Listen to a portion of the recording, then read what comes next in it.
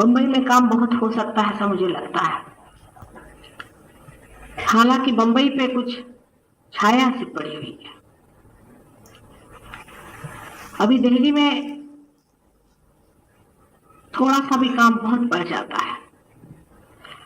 देहातों में भी बहुत काम हुआ है, हजारों लोग पार हो गए, इसमें कोई शक नहीं। लंदन जैसे शहर में भी बहुत काम हुआ है, लेकिन बम्बई के लोगों पे कुछ काली छाया सी पड़ी हुई है। मेरे ख्याल से पैसे के चक्कर बहुत जरूरत से ज्यादा बम्बई के लोगों में। बड़ी आश्चर्य की बात है कि बम्बई में सालों लगातार मेहनत की है हमने, और सबसे कम सहयोगी बम्बई शहर में है।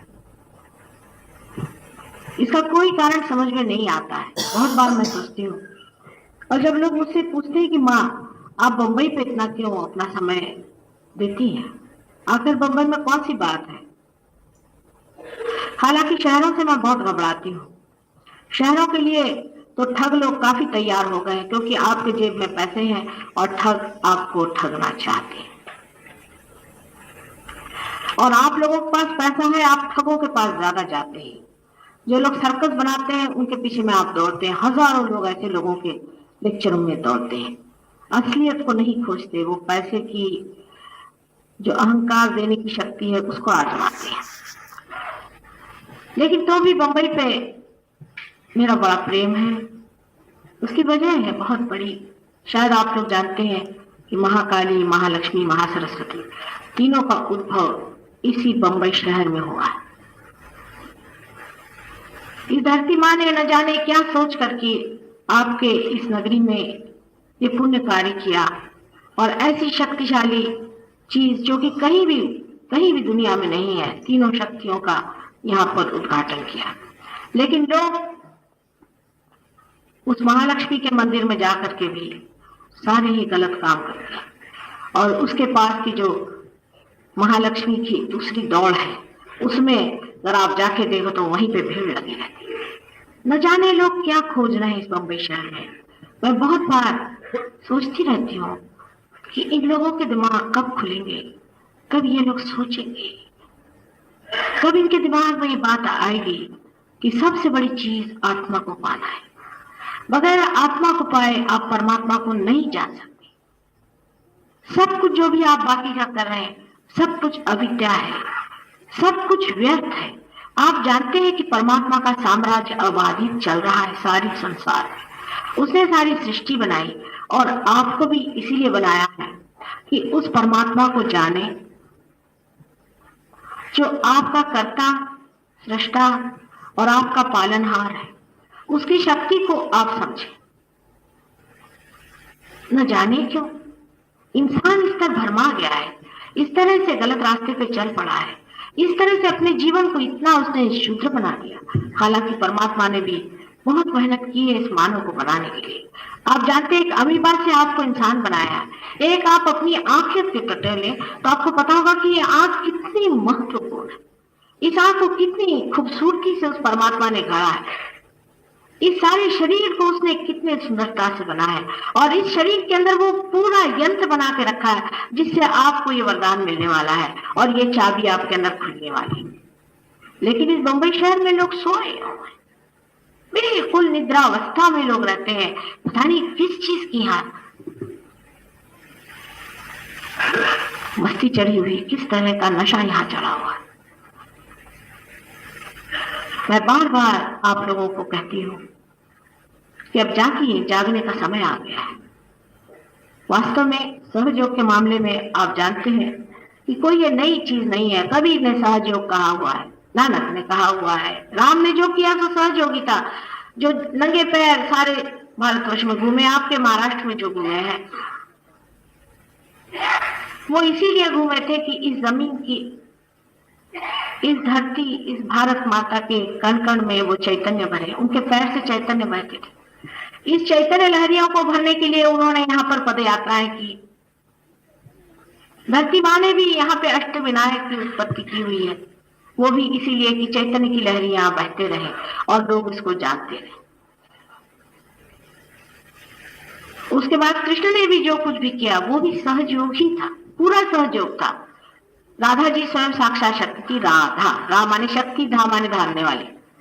वो शक्ति थी जब वो अपने पांव जब जमुना में डालते थे तो वहां चैतन्य बहता था। उस पानी को जब वो अपने सर पे रखती थी तो भी चैतन्य बहता था।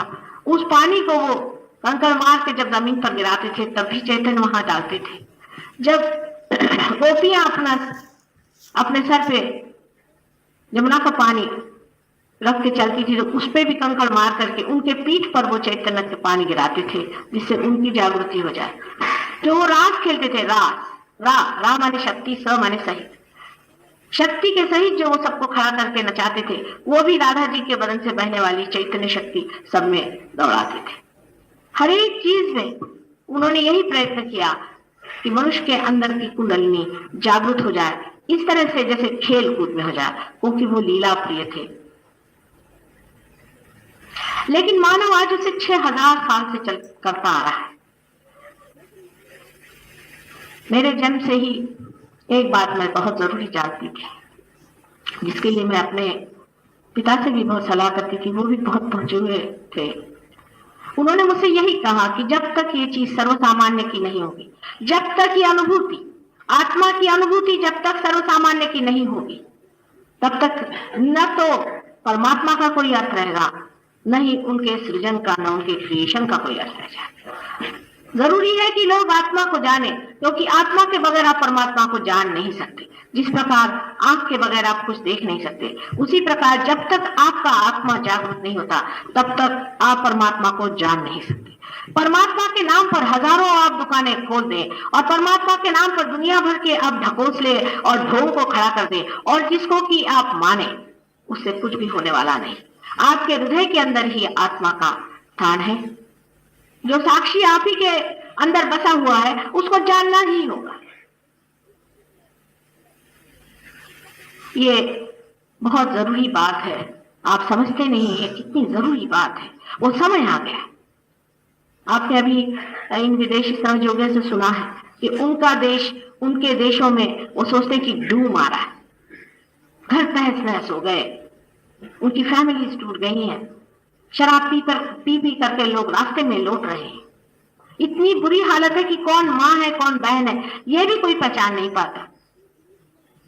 एकदम टूट गए हैं लोग, उनको रात रात भर नींद नहीं आती। स्वीडन जैसे देश में 10 में से 9 आदमी आत्महत्या की सोचता है। वहां पे सबसे ज्यादा आत्महत्या संसार में होती है, जो सबसे ज्यादा सुबत्ता वाला एफ्लुएंट है। हम लोग आज जो पैसों के पीछे में और दुनिया भर की जड़ वस्तुओं के पीछे में अपनी सारी शक्तियां लगा दे रहे हैं, अपना स्वयं ही मूल्य खत्म कर दे रहे हैं। हम किस चीज के लिए बने हैं, कैसे बने हैं, परमात्मा ने हमें कितनी मेहनत से बनाया, हमारा क्या महत्व है, हम क्या विशेष चीज है। हमारे लिए हर तरह से हर 5 तत्वों ने भी मेहनत की हुई है। सब ने मेहनत करके आपको बनाया, आपको गढ़ाया, आपके अंदर इसका पूरा यंत्र बनाया हुआ है, आपके अंदर कुंडलिनी बनाई है, उसकी जागृति बनाई हुई। लेकिन सहयोग धीरे धीरे पनपता है। एक तो एक जीवंत क्रिया, दूसरी सच्ची चीज है। झूठी चीज आप ऐसे ही बना दीजिए, प्लास्टिक के आप चाहे हजारों फूल बना सकते हैं, लेकिन असली फूल बड़े मुश्किल से खिलते हैं। लेकिन जब बाहर आती है तो हजारों फूल खिल सकते हैं। लेकिन इस बंबई में अभी बाहर किसी को खबर ही नहीं, शायद सब लोग सो रहे हैं, अपनी नींद में ही पड़े हुए हैं, किसी को होश ही नहीं कि बाहर आ भी गई और न जाने कितने ही खिल गए और अभी हम उसी मिट्टी में पड़े हुए मर रहे हैं। आज बड़ा शुभ दिन है। आज दिन ऐसा नहीं कि माँ बच्चों को डांटे, सच आज ऐसा दिन नहीं, लेकिन आज सालों से यहाँ पर 1970 से लेकर आज तक हर बार मैंने यही जिद की कि बंबई में ही ये दिन मनाया जाए, और हर बार मैंने बहुत आप लोगों की तारीफ के फूल बांधती रही। लेकिन देखती ये हूं कि सहयोग यहाँ पनप नहीं पा सका। यहाँ पर गंदे लोगों के इमारतें चलेंगी। यहाँ पर आज एक गंदा आदमी आकर के गंदी बातें आपको सुनाए तो हजारों आदमी वहां दौड़ करके नंगे नाचेंगे, आप लोग नाचें। लेकिन आप लोगों को सच्चाई चाहिए, और मैं आज बता दे रही हूं, इस बात को आप सुन लें। जिस प्रकार एक दिन मैंने बताया था आंध्रा में तो मुझसे लोग नाराज हो गए थे जब मैंने आंध्रा में जाके बताया कि अब जाके आप लोग क्या यहाँ पर सब जगह तंबाकू लगा रहे हैं, तंबाकू के खेत, और कहने हम लोग नहीं खाते, हम सिर्फ एक्सपोर्ट कर रहे हैं। जितने रईस लोग हैं वो तंबाकू लगा रहे हैं और गरीब लोग जो हैं वो तांत्रिक विद्या कर रहे हैं। मैंने कहा खबरदार, बहुत हो गया, अब ये समुद्र आके खा जाएगा आपको। और आप देखिए मेरे 3 टेट्स पर कहा हुआ है और वही हो चुका। न जाने क्यों मुझे अंदर से इस कदर घबराहट हुई कि ये लोग कर क्या रहे हैं, क्या भूल गए कि परमात्मा हर एक चीज को देखता है, हर को नापता है, हर सिटी का अपना अपना पुण्य है, हर जगह का अपना अपना पुण्य है, उसकी भी कोई हद होती है। उस हद से गुजर गए हैं लोग, तब फिर उसकी ताड़ना पड़ेगी और उसको सहना पड़ेगा। पिछले साल मैंने ऐसी जब वहां के पंडों का हाल सुना और पंडों ने बहुत सताया और गंगा जमुना पे बैठ करके जिस तरह से वो धर्म को बेच रहे हैं, तभी मैंने ऐसी चीख चीख कर कहा था कि इन पंडों से बच के रहे। अब देखा कि अपने खोमचे उठाकर सब भागे जब गंगा जी और जमुना जी उनके बुलाए। ये शुरुआत है, लेकिन आगे का भी सोचना होगा। जो आज मैं बता रही हूं आपसे, आगे का भी सोचना होगा। इससे आगे जो कल की अवतरण आने वाला है वो आपके सामने आकर ऐसे बताएगा नहीं, आपसे विनती नहीं करने वाला, आप पे मेहनत नहीं करने वाला, आपको रियलाइजेशन देने नहीं वाला, आपके कैंसर की बीमारियां ठीक नहीं करने वाला है। वो तो हाथ में तलवार लेके खटाखट आखिरी चीज करेगा। उस वक्त सर्वनाश, यही उनका कार्य है। सहयोग में बहुत अच्छा है, इसमें इंटीग्रेशन है, सुख है, आनंद है, शारीरिक सुख है, मानसिक सुख है और परमात्मा का आशीर्वाद है। बहुत सुंदर है। लेकिन कल की युग में ये नहीं होने वाला। कल की के अवतरण के बारे में आपने सबने सुना है और वो होने वाला है। उससे पहले थोड़ी सी मियाद है, थोड़ा सा समय है, उसमें मेहरबानी से अपनी आत्मा की आंखें खोलें। आपके अंदर आत्मा हमेशा वास करता रहा और आपकी कुंडलिनी भी आपके साथ हमेशा रहती है।